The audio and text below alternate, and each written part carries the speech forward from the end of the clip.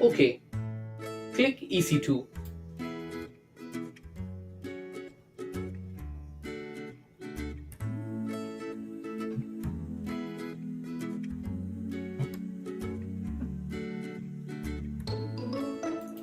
Let's wait for it to load. Usually it's not this slow.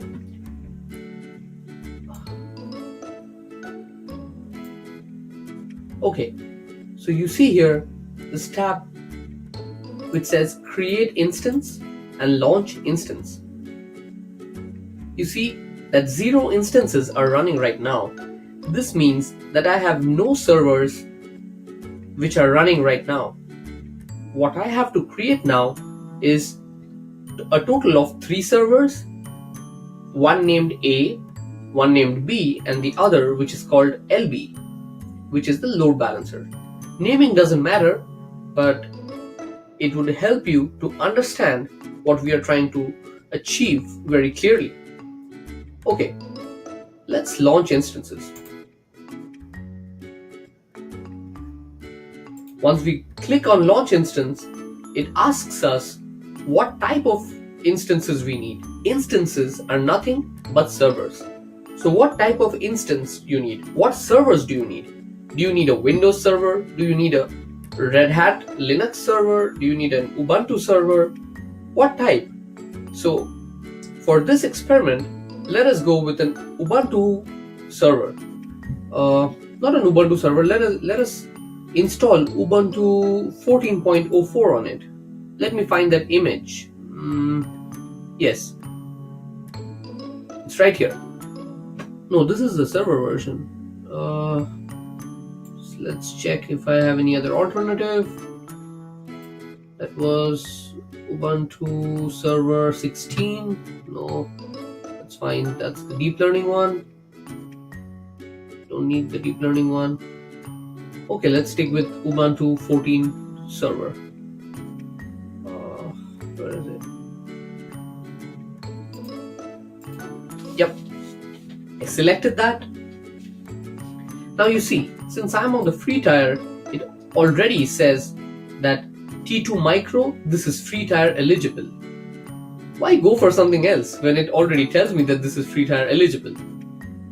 It has one virtual CPU, it has 1 GB of memory, and you can attach a hard disk to it of different sizes. Now 1 GB probably is too less for a server, let alone your own PC. These days you have PCs with 16 GBs of RAM or 32 gigabytes of RAM. 1 GB is very less. Nonetheless, they're giving it to you for free, and at the same time it's good for experimentation purpose. But in the future, if you want to play out with these other instances, you can see that these have 256 GB of RAM, 160 gigabytes of memory, 40 core CPU, 16 core CPU. Like, you get a lot of variety with AWS. For now, let's choose the T2 micro because we are not having to pay anything for this one. Okay, let's click on configure instance details. It asks you number of instances. It says 1, but we don't need 1, we need 3.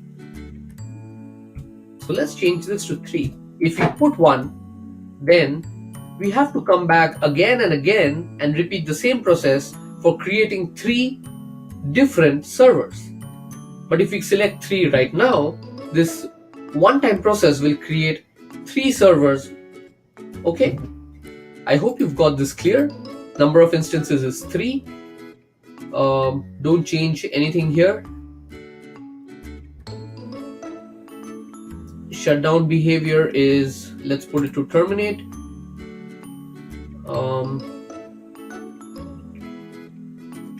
Next, add storage. You need to add storage. 8 GB of memory, like hard disk space, is good enough for our experimentation purpose.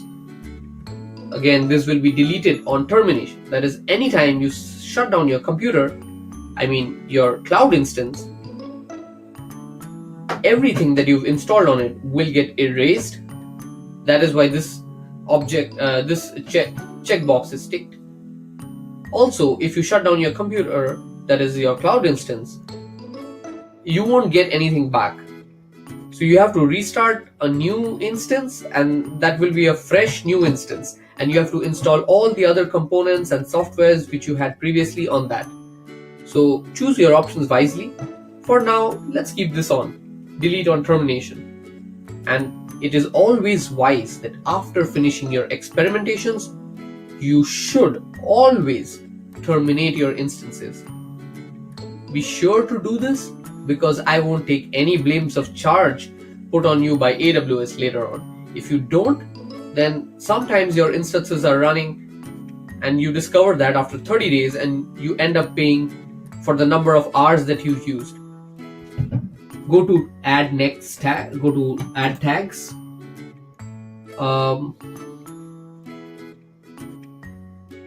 Let's keep it blank for now. Review and launch. So it says I have an instance type of T2 Micro. It has one virtual CPU, 1 GB of memory, and security groups have not been added yet, and other details are there.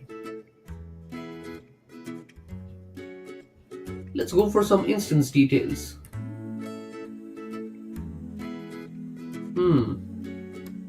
Let's add security groups.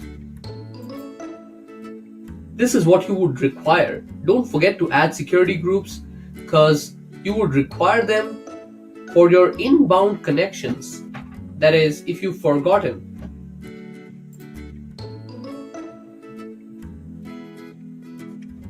So in the security groups, you need to specify and add rules.